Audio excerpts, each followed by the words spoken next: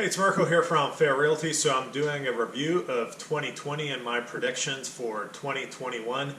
First of all, 2020, what a crazy year with a pandemic.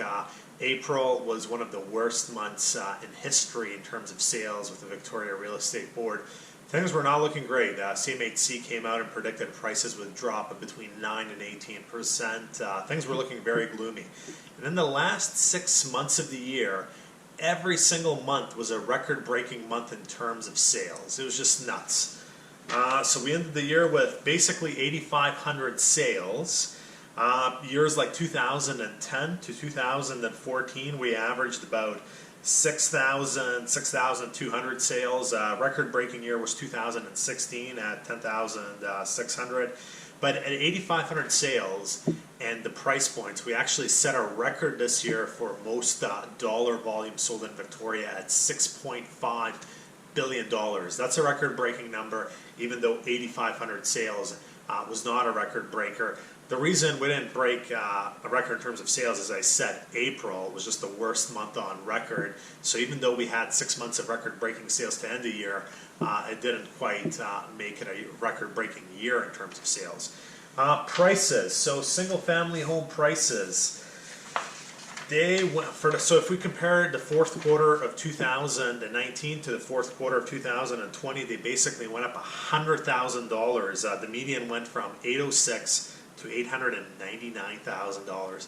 Basically, in the last 3 to 6 months of the year, we saw detached single-family homes increase approximately 10% in value, which is just insane. So the median as it stands right now is about $900,000.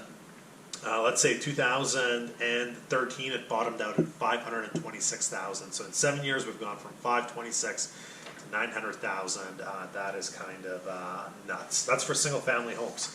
Condos, they've almost been flat. So last year, fourth quarter was $423. This year, $429.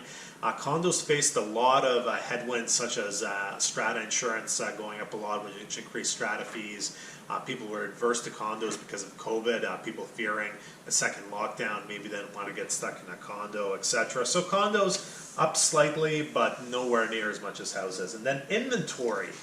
We ended the year at 1,276 available properties. That is by far the lowest number ever on records, and we've been keeping these numbers for over 30 years. There's almost no inventory. It's nuts.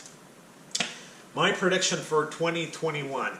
So everything would indicate, based on inventory and sales and interest rates, that we're probably going to see another 10% increase in single-family home prices. I'm not so optimistic on that. I just, single-family home pushing $1 million median in Victoria, which would actually make the average around 1.2, 1.3 million, just seems nuts. So I'm going to predict for 2021 that single-family home prices are going to go up somewhere between 4 and 6%. I think we're going to have a crazy, crazy spring, and I think things are going to cool off in the fall. And I predict condos are probably going to go up 2 to 3% despite all the headwinds. I just think you can't have single-family home prices just going up so much without dragging condo prices up as well. So that's my prediction. 4 to 6% increase in single-family homes, 2 to 3% increase in condos, even though the metrics right now would probably indicate bigger increases than that. I do think come the fall things might cool off and stabilize a bit. But who knows? It's a huge guessing game at this point.